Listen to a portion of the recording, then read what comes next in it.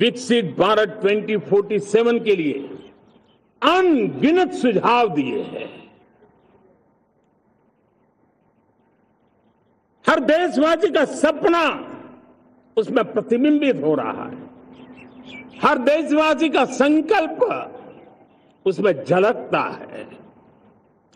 युवा हो, बुजुर्ग हो, गांव के लोग हो, शहर के लोग हो, किसान हो, कामदार हो, दलित हो, आदिवासी हो, पहाड़ों में रहने वाले लोग हो, जंगल में रहने वाले लोग हो, शहरों में रहने वाले लोग हैं, हर किसी ने 2047 में जब देश आजादी का 100 साल मनाएगा तब तक विकसित भारत के लिए अनमोल सुझाव दिए हैं।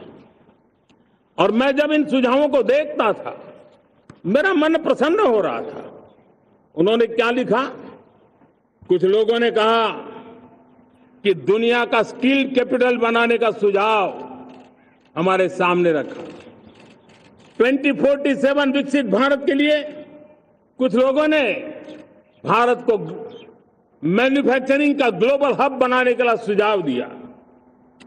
कुछ लोगों ने भारत की हमारी यूनिवर्सिटीज ग्लोबल बने इसके लिए सुझाव दिया। कुछ लोगों ने यह भी कहा कि क्या आजादी के इतने सालों के बाद हमारा मीडिया ग्लोबल नहीं होना चाहिए। कुछ लोगों ने यह भी कहा कि हमारा स्किल्ड युवा विश्व की पहली पसंद बनना चाहिए। कुछ लोगों ने सुझाव दिया भारत को जल्द से जल्द जीवन के हर क्षेत्र में आत्मनिर्भर बनना चाहिए।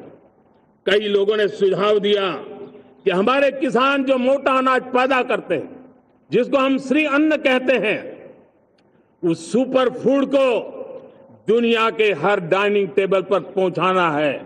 हमें विश्व के पोषण को भी बल देना है और भारत के छोटे किसानों को भी मजबूती देनी है।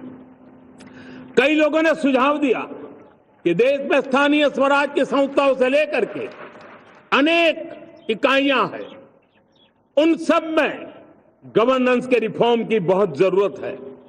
कई लोगों ने लिखा कि न्याय के अंदर जो विलंब हो रहा है उसके प्रति चिंता जाहिर की और यह भी कहा कि हमारे देश में न्याय व्यवस्था में रिफॉर्म की बहुत बड़ी जरूरत है। कई लोगों ने लिखा कि कई ग्रीनफील्ड सिटीज बनाने की अब समय की मांग है। किसी ने बढ़ती हुई प्राकृतिक आपदाओं के बीच शासन प्रशासन में कैपेसिटी बिल्डिंग के लिए एक अभियान चलाने का सुझाव दिया। बहुत सारे लोगों ने यह सपना भी देखा है कि अंतरिक्ष में भारत का स्पेस स्टेशन जल्द से जल्द बनना चाहिए। किसी ने कहा भारत की जो पारंपरिक ट्रेडिशनल मेडिसिन है, हमारी औषधि है, दुनिया जब आज होलिस्टिक हेल्थ केयर की तरफ जा रही है तब हमें भारत की पारंपरिक औषधियां और वेलनेस हब के रूप में भारत को विकसित करना चाहिए। कोई कहते हैं कि अब देर नहीं होनी चाहिए, भारत जल्द से जल्द दुनिया की तीसरी सबसे बड़ी इकोनॉमी बनना चाहिए। साथियों, मैं इसलिए पढ़ रहा था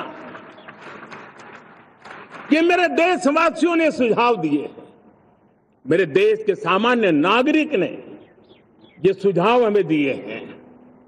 मैं समझता हूं जब देशवासियों की इतनी विशाल सोच हो, देशवासियों के इतने बड़े सपने हो, देशवासियों की इन बातों में जब संकल्प झलकते हो तब हमारे भीतर एक नया संकल्प दृढ़ बन जाता है, हमारे मन में आत्मविश्वास नई ऊंचाई पर पहुंच जाता है। और साथियों, देशवासियों का ये भरोसा सिर्फ कोई इंटेलेक्चुअल डिबेट नहीं है, ये भरोसा अनुभव से निकला हुआ है। ये विश्वास लंबे कालखंड के परिश्रम की पैदावार है और इसलिए देश का सामान्य मानव याद करता है जब लाल किले से कहा जाता है कि हिंदुस्तान के 18,000 गांवों में समय सीमा में बिजली पहुंचाएंगे और वो काम हो जाता है, तब भरोसा मजबूत हो जाता है। जब ये तय होता है कि आजादी के इतने सालों के बाद भी 2.5 करोड़ परिवार ऐसे हैं जहां बिजली नहीं है, वो अंधेरे में जिंदगी गुजारते हैं, 2.5 करोड़ घरों में बिजली पहुंच जाती है, तब सामान्य मानवीय का भरोसा बढ़ जाता है। जब लालकिले से स्वच्छ भारत की बात कही जाए, तब इस देश के अग्रिम पंक्ति में बैठे हुए लोग हो, गांव के लोग हो, गरीब बस्ती में रहने वाले लोग हो, छोटे छोटे बच्चे हो, हर परिवार के अंदर स्वच्छता का वातावरण बन जाए, स्वच्छता की चर्चा हो, स्वच्छता के संदर्भ में एक दूसरे को रोक टोकने का निरंतर प्रयास चलता रहे। मैं समझता हूं कि ये भारत के अंदर आई हुई नई चेतना का प्रतिबिंब है। जब देश के सामने लाल किले से कहा जाए कि आज हमारे परिवारों में 3 करोड़ परिवार ऐसे हैं जिनके घर में नल से जल मिलता है, आवश्यक है हमारे इन परिवारों को पीने का शुद्ध पानी पहुंचे। जल जीवन मिशन के तहत इतने कम समय में नए 12 करोड़ परिवारों को जल जीवन मिशन के तहत नल से जल पहुंच रहा है। आज 15 करोड़ परिवार इसके लाभार्थी बन चुके हैं। हमारे कौन लोग वंचित थे इन व्यवस्थाओं से? कौन पीछे रह गए थे? समाज के अग्रिम पंक्ति के लोग इसके लिए अभाव में नहीं जीते थे। मेरे दलित, मेरे पीड़ित, मेरे शोषित, मेरे आदिवासी भाई बहन, मेरे गरीब भाई बहन, मेरे झुग्गी झोपड़ी में जिंदगी गुजारने वाले लोग, वही तो इन चीजों के अभाव में जी रहे थे। हमने अनेक ऐसे प्राथमिक आवश्यकताओं की पूर्ति के लिए जो प्रयास किया और उसका परिणाम हमारे इन सारे समाज के बंधुओं को मिला है। हमने वोकल फॉर लोकल का मंत्र दिया। आज मुझे खुशी है कि वोकल फॉर लोकल ने अर्थतंत्र के लिए एक नया मंत्र बन गया है। हर डिस्ट्रिक्ट अपनी पैदावार के लिए गर्व करने लगा है। 1 डिस्ट्रिक्ट 1 प्रोडक्ट का माहौल बना है। अब 1 डिस्ट्रिक्ट 1 प्रोडक्ट को 1 डिस्ट्रिक्ट का 1 प्रोडक्ट एक्सपोर्ट कैसे हो, उस दिशा में हर जिले सोचने लगे हैं। रिन्यूएबल एनर्जी का संकल्प लिया था। G20 समूह के देशों ने जितना किया है उससे ज्यादा भारत ने किया है और भारत ने ऊर्जा के क्षेत्र में आत्मनिर्भर बनने के लिए, ग्लोबल वार्मिंग की चिंताओं से मुक्ति पाने के लिए हमने काम किया है। साथियों, देश गर्व करता है आज जब फिनटेक की सफलता को लेकर पूरा विश्व भारत से कुछ सीखना समझना चाहता है, तब हमारा गर्व और बढ़ जाता है। साथियों, हम कैसे भूल सकते हैं कोरोना के वो संकट काल। विश्व में सबसे तेज गति से करोड़ों लोगों को वैक्सीनेशन का काम हमारे इसी देशों में हुआ।